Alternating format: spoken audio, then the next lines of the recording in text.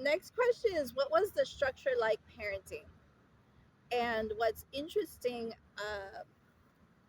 was that there's a difference with structure. In being a licensed teacher, I was told certain things in the medical field that influenced if I was even going to prepare to be a parent. And so I didn't prepare myself to be a parent per se. I prepared myself to be around children because I was a licensed teacher. So the preparation process and understanding structure as a parent, I went through that in a classroom management style. Of course, a lot of people shared with me, and it was my downfall, was that I was not as assertive. It was very different because I'm very happy going, very positive. I can be outspoken, but I don't need to be outspoken. So if I don't have to be, I prefer not to be. And the structuring process, it came from learning that as a teacher, I had to understand structured versus unstructured play. So, understanding playground time and understanding how structure is for a child and unstructured time is and how to perceive it, it was very different than coming from the perspective of, oh, I'm just a parent, I'm just going to put my child down to sleep, you know?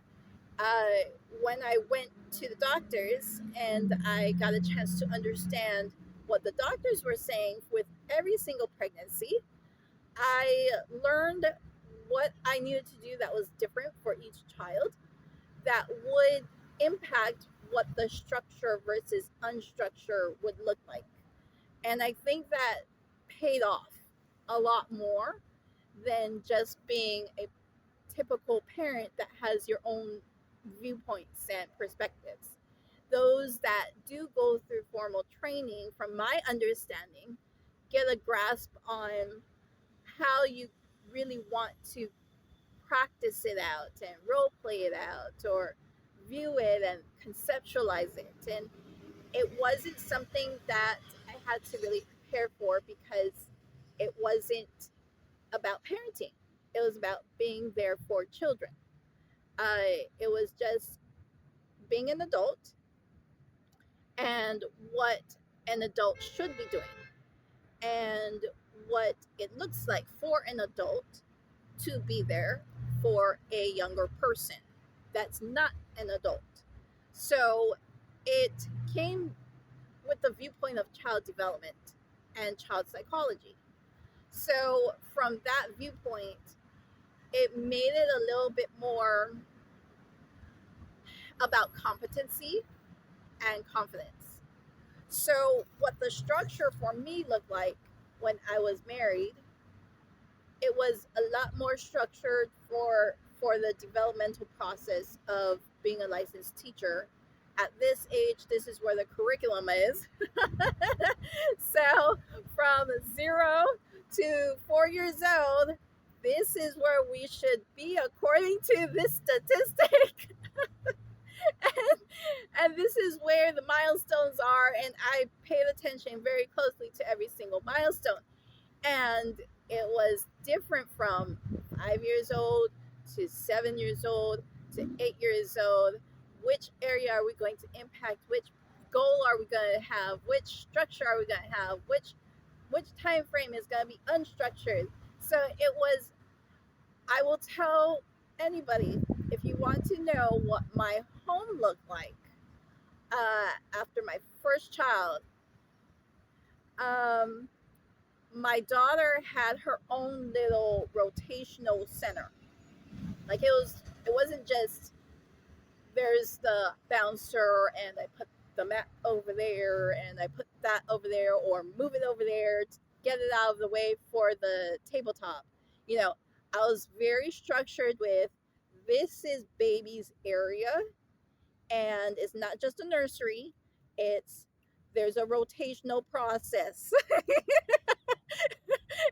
I don't even know if my husband understood it. So I had a time frame, and I looked down the time frame, and I said, okay, this is the time frame for between 9 and 9:15 a.m. From 9:15 a.m. to 9:45 a.m. I mean, every single step was structured. All of a sudden, oh, baby, it's time for feeding. Got it scheduled, got it made.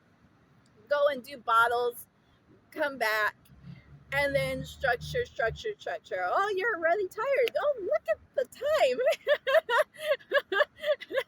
So, if there was crying involved or anything else that changed that structure, having baby on me or in a baby wrap or things like that. So, by the time it went from my daughter was about 4 or 5 years old, it didn't matter if there was a doctor's appointment, if there was something going on with dad, or dad had a different work schedule, or mommy has to go to a business meeting.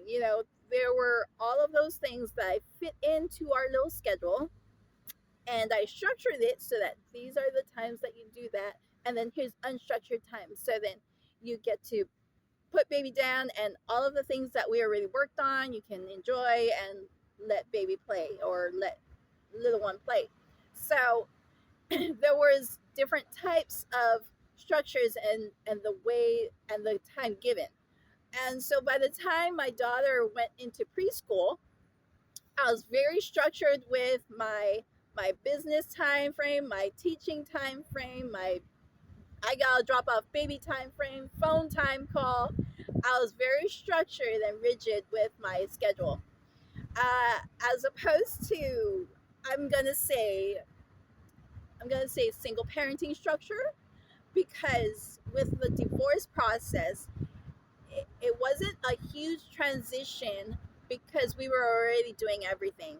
And I was usually by myself with my children almost all day, if it was me home all day, or almost all night until my husband had gotten home, and then he just played his Xbox, you know.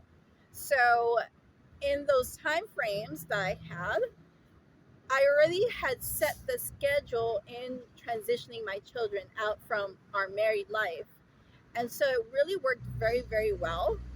The only difference was adjusting to the emotions, the struggles, the thinking process. Okay, what else do we need to add in to the structure, and then the unstructured time, which then comes down to whether or not we had our family picnic, our family service, reading, writing, additional arithmetic in the home, reading time, curriculum development, meditation training. I was able to give them a bit more of that. So I hope that really helps. I love my parenting time periods. Even when there's structure in another home, I did not change my structure. And I think that was a very huge deal for me with family conversations. I never had anyone around when I was parenting. There was pretty much zero family. My parents pretty much came to pick up my kids. They were gone. Okay, how do you want to be at your grandma's and grandpa's house? How do you want to um, do your studies? Do you want to take this doll? Should we pack this? So I packed them up for their little overnight adventure when they went out. They weren't in my home too much or too often. So when my mom came, or when my dad came, when an in-law came or finally came, none of my in-laws were ever involved. So it was very helpful for me to leave my own family, me and my children. And then my parents pretty much just picked them up if they had something to say, or if they got frustrated, they said their piece. We had our own argument, and I pretty much just told them, I'm not going to change my structure for what you guys are doing. You guys have them during that time period. As long as this and this gets done, I'm okay. Bring them back, that's completely fine. I can always answer questions. I can always do all the rest.